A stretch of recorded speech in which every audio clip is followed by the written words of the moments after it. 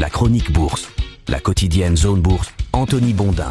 Bonjour à toutes et à tous, bienvenue dans ce point de marché Zone Bourse du vendredi 21 novembre 2025. Le titre aujourd'hui c'est « Les héros sont fatigués ». Hier, les investisseurs ont commencé par se raccrocher aux bons chiffres de Nvidia, mais la branche a fini par casser. Les marchés actions restent donc dans le flou et les actifs à risque ont pris un nouvel uppercut, notamment les valeurs technologiques liées à l'IA et les crypto-monnaies. Le troisième vendredi du mois, synonyme de journée de compensation, est donc un véritable test pour le marché aujourd'hui. Pour la première fois depuis des mois, le costume de sauveur du marché a semblé un petit peu large pour Nvidia. Les investisseurs comptaient évidemment beaucoup sur le groupe pour remettre une pièce dans la machine à spéculer sur l'intelligence artificielle. Il a d'ailleurs fait sa part du job, le groupe, en publiant une croissance des bénéfices et des perspectives extrêmement élevées. La première réaction a d'ailleurs été extrêmement positive. Le titre a commencé par gagner 5% au début de la séance. Ça a donné un petit coup de boost à Wall Street. Mais le cœur n'y est plus depuis quelques séances à New York et ça a fini par se voir. Je vous ai expliqué hier que l'éléphant dans la pièce, ce n'était pas Nvidia elle-même, mais la façon dont tout le reste de l'écosystème IA est capable de générer des bénéfices à la hauteur des investissements engagés. Et pour le coup, la publication de Nvidia n'a pas apporté de réponse. Le résultat, c'est que le Nasdaq 100 a démarré en hausse dans un grand élan d'optimisme, mais il a clôturé en baisse de 2,4%. Les valeurs très corrélées à l'IA ont pris une nouvelle purge. Ça a par exemple porté les pertes de Palantir au cours du mois de novembre à 22%,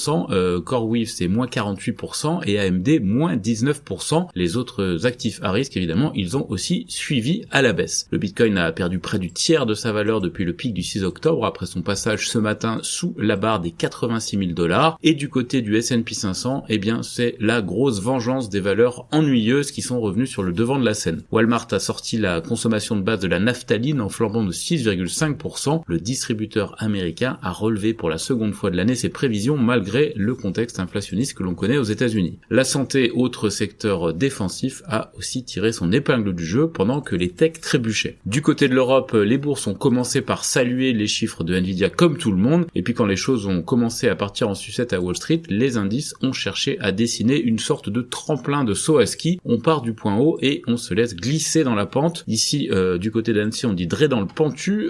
D'ailleurs, Annecy, nous bénéficions ce matin d'un magnifique paysage enneigé. Comme la fin de la séance était proche au moment du tremplin, les indices européens sont parvenus à conserver quelques gains quand même, par exemple plus 0,4% pour le Stoxx Europe 600, plus 0,3% pour le CAC 40 ou encore plus 0,1% pour le SMI suisse, mais ce sont des gains en trompe-l'œil puisque si la séance avait duré, 2 heures de plus, il aurait fallu des pelles et des pioches pour retrouver les cours de clôture. Dans ce contexte, la dernière séance de la semaine s'annonce plutôt nerveuse. L'indice de volatilité VIX est remonté à son plus haut niveau depuis le bordel d'avril 2025 autour des droits de douane réciproques. Les investisseurs n'aiment pas beaucoup les séances du vendredi qui démarrent dans une telle configuration, qui plus est quand c'est la journée de compensation mensuelle, comme c'est le cas aujourd'hui. Je vous rappelle que c'est le moment où le marché des options prend ses paris sur l'avenir, et quand le moral est médiocre, ça peut entraîner des séances assez désagréables. La vigilance est donc de mise, même si les futurs de Wall Street sont positionnés pour un rebond, mais l'expérience de la veille montre qu'on peut monter à plus 2,4% en début de séance et terminer à moins 2,4% à la cloche. Côté actu macro du jour, on retrouve une salve d'indicateurs d'activité PMI partout dans le monde. C'est une statistique qui est appréciée des investisseurs pour son caractère prédictif dans chaque pays. Elle l'est d'autant plus aujourd'hui qu'aux États-Unis, les données officielles manquent cruellement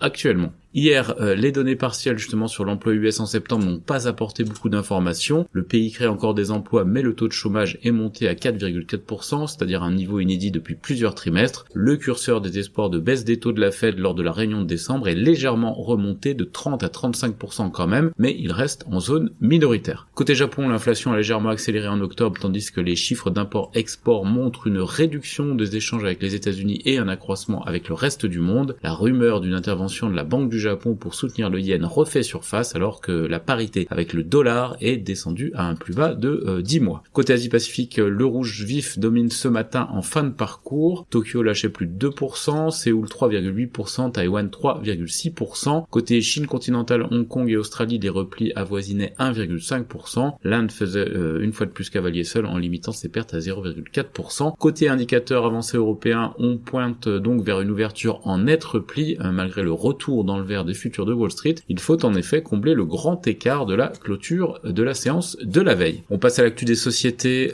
Sur les valeurs françaises d'abord, Veolia rachète l'américain Clean Earth, c'est un spécialiste des déchets dangereux, pour 3 milliards de dollars. ArcelorMittal a appelé à l'adoption urgente d'un contingent tarifaire européen et cherche à rassurer ses clients. Stellantis envisagerait la construction d'une usine de fabrication en Arabie Saoudite. Thales et le Conseil de cybersécurité des Émirats Arabes Unis vont collaborer sur 3 projets liés à la cybersécurité. Le Texas poursuit BMS et Sanofi pour avoir dissimulé l'inefficacité présumée de l'anticoagulant Plavix. Eiffage remporte un contrat pour la construction des infrastructures du circuit urbain de Madrid. Imerys a placé 600 millions d'euros d'obligations 2032 à 4%. Le rejet du recours contre la décision AMF qui validait l'OPA sur Tarkett entraîne le redémarrage de l'offre du 24 novembre au 5 décembre. Thierry Boiron va quitter son poste de directeur général délégué de Boiron. Hydrogen Refueling Solutions veut lever jusqu'à 10,4 millions d'euros par augmentation de capital à 1,90 €. On a aussi des petites actus du côté de Genfit, Abionics, Monaki ou encore Neovax. Ailleurs en Europe, Nestlé annonce le départ à la retraite de son responsable de la stratégie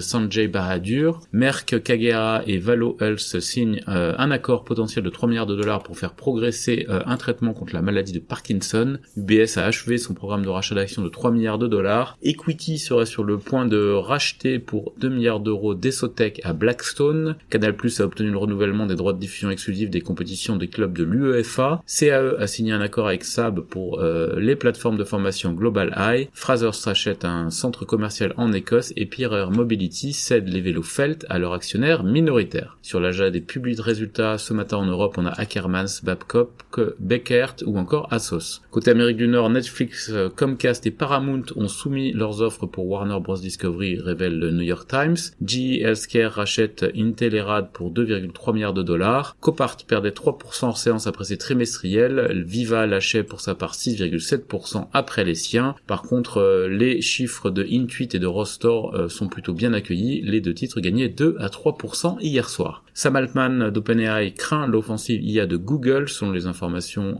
obtenues par The Information. Marsh & McLennan autorise le renouvellement d'un programme de rachat d'actions de 6 milliards de dollars et Citigroup change de directeur financier. Ailleurs dans le monde, les actions de BHP sont malmenées après des rumeurs de poursuite de l'arrêt des achats de minerais de fer par un important client chinois et le fondateur de CATL place des titres, ce qui fait reculer l'action de 4%. C'est terminé pour ce dernier point de marché de la semaine, je vous souhaite une très bonne journée.